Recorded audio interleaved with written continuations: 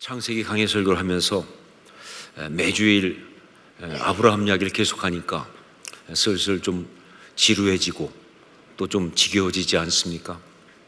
아마 여러분 중에 어떤 분들은 또 아브라함이야? 정말 지루하다 혹은 지겹다 뭐 이렇게 생각할 수도 있겠습니다. 그래도 죄송하지만 몇 주는 더 들으셔야 합니다. 이유는 성경이 그렇게 말씀하고 있기 때문에 그렇죠. 그렇습니다. 성경은 믿음의 조상, 언약의 삶을 산 사람 아브라함에 대해서 우리가 좀 지루하다 느낄 만큼 그렇게 계속 반복적으로 여러 가지 이야기를 해주고 있습니다. 이유는 뭐냐? 바로 그것이, 그 모든 이야기가 우리가 이 시대 가운데서 믿음의 사람, 언약의 사람으로 제대로 바르게 살기 위해서 꼭 들어야 할, 꼭 알아야 될 너무나 중요한 말씀이기 때문에 그러는 거예요. 자, 그래서 오늘도 아브라함의 이야기를 또 하려고 하는데, 그런데 오늘 말씀은요, 언약을 받은 하나님의 사람 아브라함에 대해서 성경이 좀 다른 각도에서 이야기를 해주고 있습니다. 어떤 각도에서 말해주고 있느냐 하면, 세상 가운데서 하나님의 사람은 어떤 모습이고 어떻게 살아가는가 하는 그 각도에서, 세상 가운데서 하나님의 사람은 어떤 사람이고 어떤 모습이고 어떻게 살아가는가 하는 그 측면에서 이야기를 하고 있어요. 여러분, 신앙인에게 정말 중요한 것 중에 하나가 뭐냐? 세상 가운데 우리가 어떤 모습으로 살아가는가 하는 그것입니다. 종종 믿음이 좋다는 사람들 중에 어떤 사람들이 말이죠, 세상에서 뭐 사람들이 어떻게 보든 상관없이 하나님과의 관계만 중요하다라고 말하는 사람들이 있는데, 그건 좀 잘못된 이야기입니다. 하나님이 세상을 창조하셨고, 그리고 하나님께서 여전히 이 세상을 통치하고 있는 한, 하나님의 사람은 당연히 이 세상 가운데 있어야 합니다. 여기를 떠나서 어디로 딴 데가 있는 거 아니에요. 그리고 그 가운데서 하나님의 뜻대로 선한 영향력을 나타내면서 살아가야 한다는 것이죠. 그렇기 때문에 세상 가운데서 하나님의 사람은 어떤 모습이고 어떻게 살아가야 하는가, 이건 굉장히 중요한 이야기, 신앙에 굉장히 중요한 이야기다 하는 것이죠. 오늘 말씀에 등장하는 사람은 아비멜렉이라는 사람입니다. 근데 이 사람은요, 이미 그 앞에 20장에 나왔던 그랄 왕 아비멜렉을 말합니다. 이미 알고 계시겠지만 저는 창세기 20장을 설교하지 않고 건너뛰었습니다. 이유가 뭐냐? 그 내용이 그 앞에 창세기 12장에 나왔던 아브라함이 애굽에 내려가서 바로에게 그 아내 사라를 갖다가 누이라고 속여서 팔았던 그 내용과 거의 비슷한 이야기가 반복되기 때문에 그런 겁니다. 자, 그런데 솔직히 말해서 단지 내용이 반복되기 때문에 건너뛴 것은 아니에요. 사실은요, 짜증나서 건너뛰었습니다. 이게 뭡니까? 이게 몇 번째야 도대체? 저는요, 하나님의 사람이 자꾸 죄에게 지는 모습을 보는 게 너무 힘들어요. 그거 너무 싫습니다. 그래서 건너뛰었어요. 여하튼 그 아비멜렉이 지금 아브라함에게 왔는데, 그런데 영적인 의미에서 그랄 왕 아비멜렉은요, 아브라함에게는 세상입니다. 영적 의미에서 이 그랄 왕 아비멜렉은요, 아브라함에게는 세상이에요. 언약을 받고 살아가는 하나님의 사람이 직면하는 바로 그 세상을 말한다, 그 말입니다. 그것에 의해서 끝없이 위협을 받고, 때로 박해를 받고, 또 그러면서 굉장히 유혹을 많이 받는, 하지만 그걸 떠날 수 없는, 그 가운데 있어야 하는 현실과도 같은 바로 그 세상, 그게 바로 아비멜렉이다, 그런 이야기예요. 자, 이렇게 보는 것이 확실한 것은요, 이 그랄 왕 그랬는데, 그랄이 결국 어떤 곳이냐? 바로 그게 블레셋이거든요. 여러분, 이 아비멜렉이라는 것은요, 한 어떤 개인의 이름이 아니에요. 이것은요, 블레셋의 왕을 말하는 일반 명사입니다. 그래서 여러분, 여기 말고 그 나중에 아브라함의 아들 이삭도, 이삭의 이야기가 나오는데, 그 이삭이 아버지에게 전수받은 가문의 생존 비법대로 자기 아내 리브가를 누이라고 속이지 않습니까? 이건 그 집안 대대로 내려오는 생존 비법이에요. 부인을 누이로 속이는 것. 근데 그때 그렇게 속였다가 딱 걸렸는데 누구한테 걸렸느냐? 성경에 보니까 바로 블레셋 왕 아비멜렉한테 걸렸다.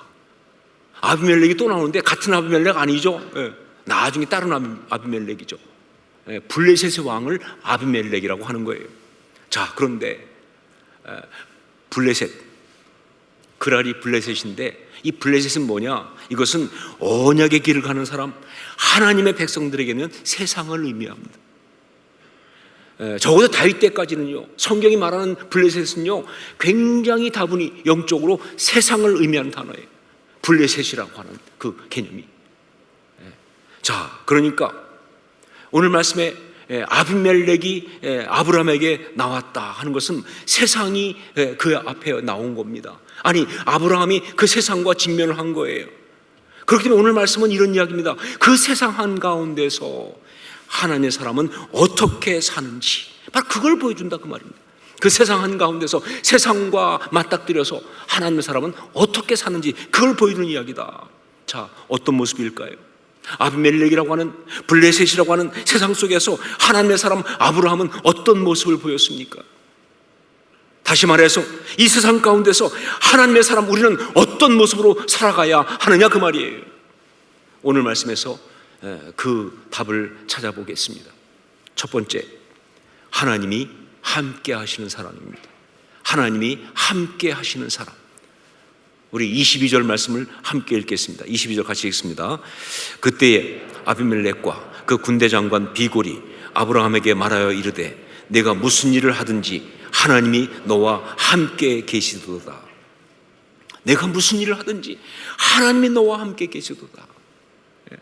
바로 이것이 세상 가운데서 언약의 사람, 하나님의 사람이 보여줘야 될 가장 중요한 모습 중에 하나예요.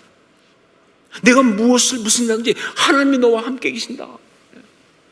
그렇습니다. 성경에 나오는, 성경이 일관되게 말하고 있는 하나님의 사람들의 아이덴티티, 특징이 뭐냐?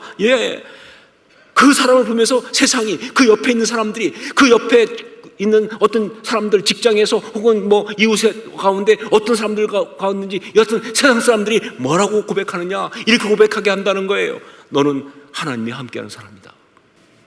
옆에서 다 그렇게 말한다는 거예요. 그리고 또한 이 하나님이 함께 하시는 사람이라는 것은요, 주님의 제자들이 세상 속에서 그 주님이 주신 사명을 감당하도록 우리 주님이 친히 주신 약속의 모습이기도 해요. 마태복음 28장 19절로 20절. 그러므로 너희는 가서 모든 민족을 제자로 삼아 아버지와 아들과 성령의 이름으로 세례를 베풀고 내가 너에게 분부한 모든 것을 가르쳐 지키게 하라. 볼지어다 내가 세상 끝날까지 너희와 항상 함께 있으리라 하시니라. 어떻게 세상 가운데 제자의 삶을 살 수 있느냐? 약속을 어떤 걸 주셨습니까? 내가 세상 끝날까지 너희와 항상 함께 있으리라. 여러분, 우리는 세상 가운데서 사람들에게 바로 이 이야기를 들어야 합니다. 당신은 하나님의 사람입니다. 하나님이 당신과 함께 하심을 우리는 봅니다 라는 이야기를, 이걸 들어야 되는 거예요. 당신은 하나님의 사람이십니다. 하나님이 당신과 함께 하심을 우리는 봅니다. 그 이야기를 세상으로 들어야 그게 하나님의 사람이다 그 말이에요. 그런데 여러분, 이것은 결코 사업이 잘 되고 건강해지고 세상적으로 성공하고 그런 축복을 받는 것만을 말하지는 않습니다. 물론 필요하면 그럴 수 있어요. 아니, 특별한 이유가 없으면요, 그것이 맞습니다. 하나님은요, 우리를 축복하시기 원하시고 우리를 축복하시는 분이신 것을 전 분명히 믿습니다. 물질도 주십니다. 건강도 주십니다. 성공하게 하십니다. 자녀를 축복하십니다. 모든 부분을 축복하신다고 하나님은 원하세요. 그렇게 특별한 일이 없다면 그렇게 하신다 그 말이에요. 저는 이걸 분명히 믿어요. 뭐 기복신학이냐 무슨 뭐 번영신학이냐 그런 소리 한다 할지라도 상관없이 전 분명히 믿어요. 하나님은 우리를 그렇게 축복하십니다. 하나님 그거 원하세요. 특별한 일이 없으면 그렇게 하세요. 자, 그런데 그것보다 더 중요한 포인트, 그야말로 예외 없이 하나님이 함께 하신다는 것을 나타내는 것은 뭐냐? 그게 아니라 뭐냐면 하나님이 그를 지켜주시는 것. 하나님이 그를 지켜주시는 것, 바로 그걸 통해서 하나님이 함께 하신다는 것을 나타내신다. 보십시오. 아비멜렉이 왜 아브라함에게 내가 무슨 일을 하든지 하나님이 너와 함께 계시도다 라고 말했을까요? 무엇 때문에 아비멜렉이 아브라함에게 내가 무슨 일을 하든지 하나님이 너와 함께 계신다라고 말했을까요? 그것은요, 말씀드린 창세기 20장의 그 이야기입니다. 아브라함이요, 자기 아내 사라를 누이라고 속여서 그렇게 할 수밖에 없었어요. 여러분, 우리가 볼 때는 참 치사하다 할지 모르겠지만 아니요, 그만큼 힘든 상황이었어요. 그만큼 어려운 상황이었어요. 그만큼 무력했습니다. 결과 아내를 빼앗겼습니다. 그런데 빼앗겨도 아무것도 할 수가 없는 상황이에요. 아브라함은 아무것도 할 수가 없었어요. 빼앗겼지만. 그런 상황에 있는 그 아브라함을 지키시기 위해서 하나님이 직접 아비멜렉의 꿈에 나타나신 거예요. 그리고 말씀하신 거예요. 그래서 아비멜렉이 하나님 앞에서 정말 그 이야기를 듣고 놀라서 다시 사라를 돌려보냅니다. 그러면서 아비멜렉이 깨달은 거예요. 아브라함 저 사람은 하나님이 지키시는 사람이군요. 바로 그래서 말하는 거예요. 하나님 너와 함께 계신다. 여러분, 그렇습니다. 세상이 우리를 보면서 하나님이 함께 하신 사람이라고 그렇게 말할 수밖에 없는 가장 결정적인 것은 바로 뭐냐? 하나님이 우리를 지켜주시기 때문에 그래요.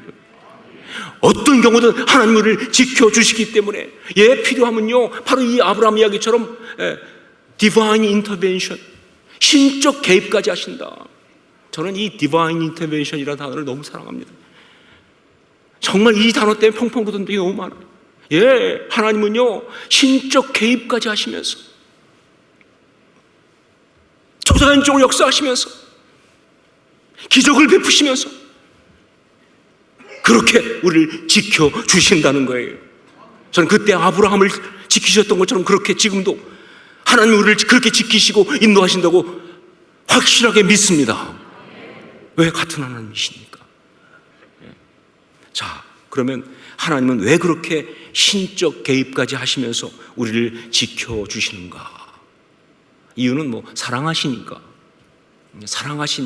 그런 것이겠지만, 그러나 그것보다 더 직접적인 이유는요, 언약 때문입니다. 우리가 하나님이 주신 언약을 받은 사람이니까. 그런데 하나님은 약속하신 것은 반드시 이루시는 분이니까. 그러니까 지켜주셔야죠. 여러분, 우리가 예수 그리스도를 주로 고백하고 영생의 언약, 천국의 언약을 받는 순간 이 땅을 살아가면서 우리가 넘어지지 않도록 하나님께서 지켜주실 것을 전 굳게 믿습니다. 약속하셨으니까요.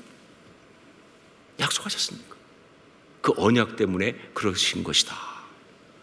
세상 가운데 있는 하나님의 사람의 그 모습 중에 첫 번째는 뭐냐? 하나님이 함께 하시는 사람이에요.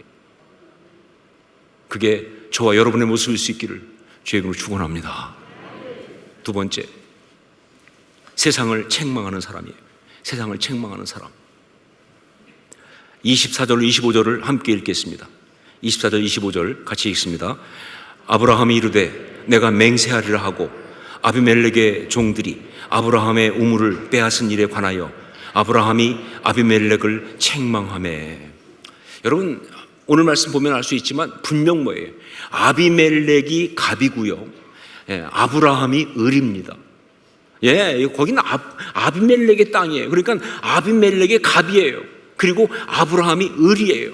그런데 오늘 말씀 보니까 아비멜렉의 종들이 행한 불법에 대해서 아브라함이 아비멜렉을 책망하고 있어요. 그게 지금 다 아비멜렉의 땅인데, 그런데 그 불법에 대해서 아브라함이 아비멜렉을 책망하고 있어요. 세상을 책망하는 사람, 그게 바로 또한 하나님의 사람의 모습이다, 그런 이야기죠. 세상의 죄에 대하여 그게 잘못된 것이라고 그렇게 책망하는 사람이 바로 하나님의 사람이에요. 세상 가운데 있는 하나님의 사람의 모습인 거예요. 예수님께서 이제 십자가를 지시고 죽으시고 그리고 부활 승천하셔서 이 땅을 떠날 때가 가까이 왔을 때, 그때 세상 가운데 있는 당신의 지혜들을 보면서 그들이 이 세상 가운데 정말 주님의 사람으로 아름답게 살게 하기 위해서, 그래서 성령께서 오실 것이라는 것을 말씀하신 적이 있어요. 근데 그때 성령께서 오실 거라는 걸 말씀하시면서 그 성령이 오셔서 하실 일을 말한 것이 요한복음 16장 7절 8절 말씀입니다. 거기 보니까 그러나 내가 너에게 실상을 말하노니 내가 떠나가는 것이 너희에게 유익이라.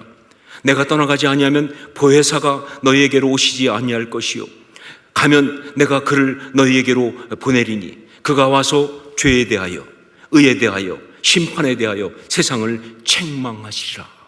그랬어요. 세상을 책망하시는 것, 이게 성령님이세요. 선교는 뭐냐? 그 선교 첫 번째 뭐냐?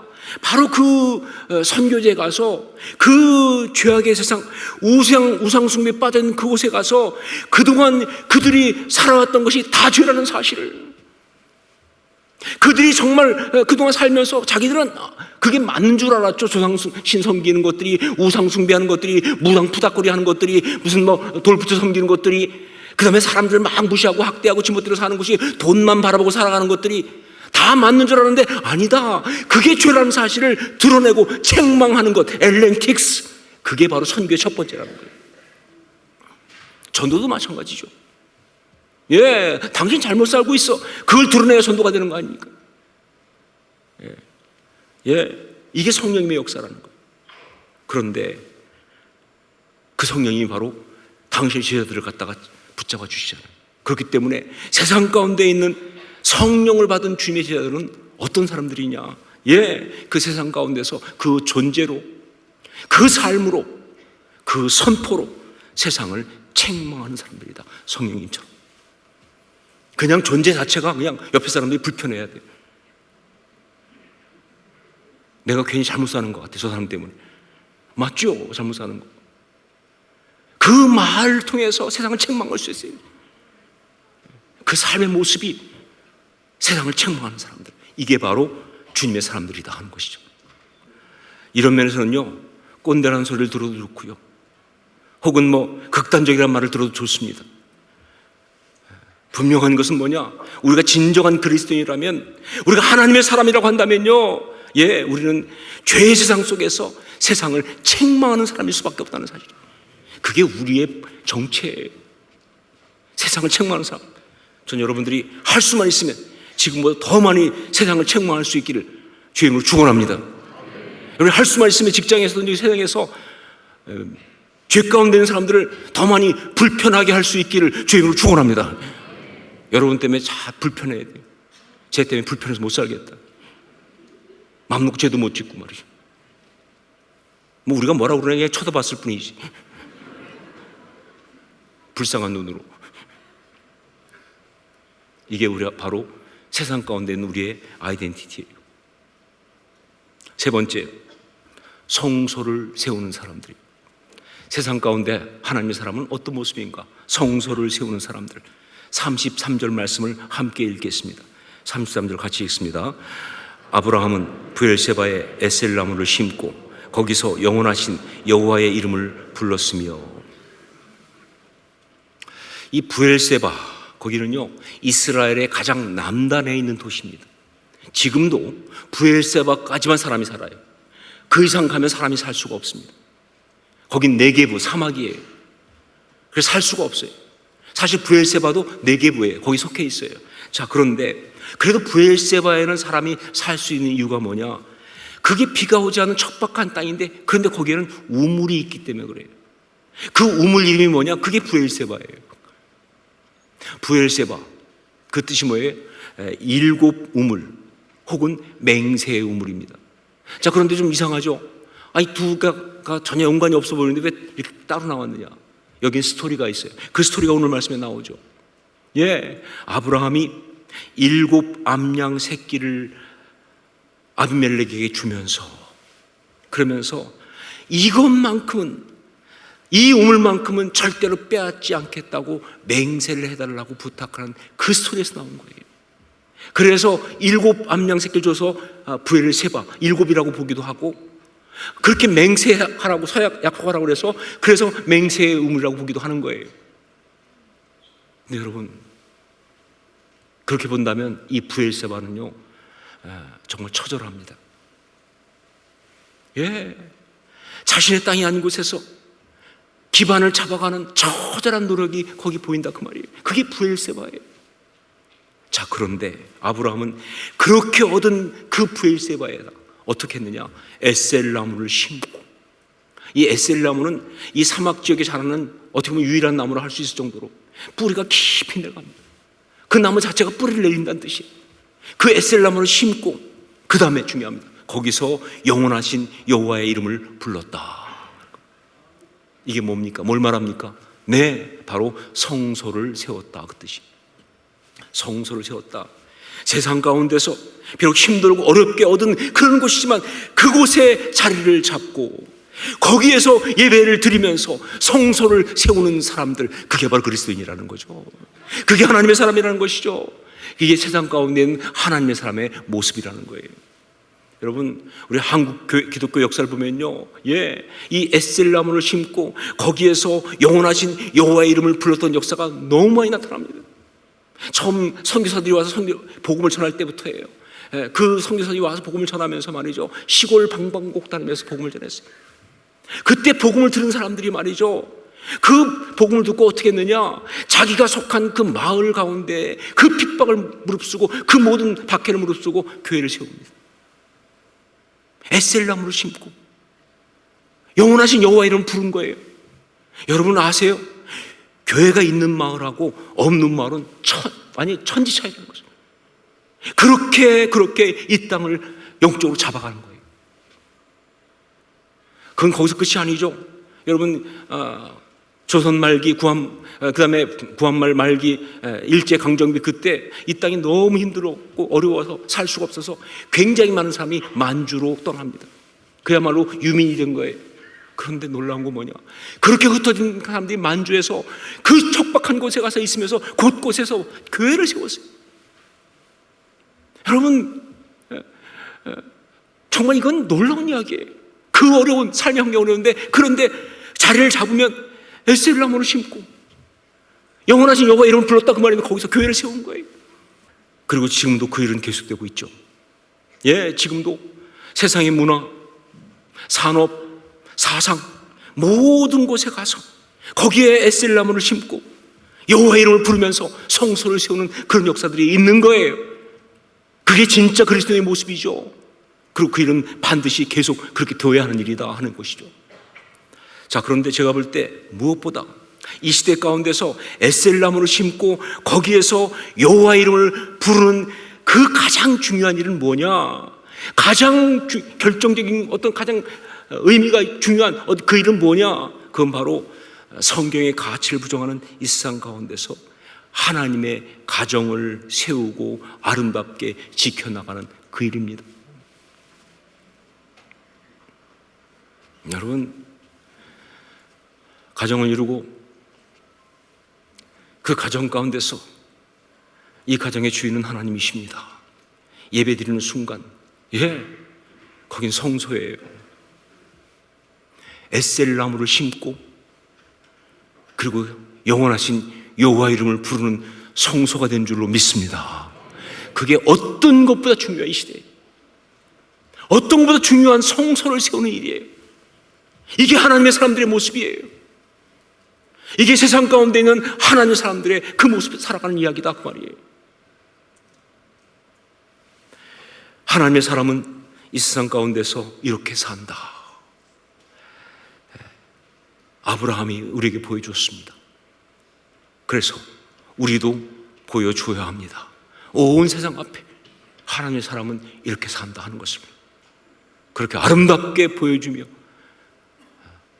하나님의 언약의 삶을 성취해가는 복된 여러분 다 될 수 있기를 주의 이름으로 축원합니다.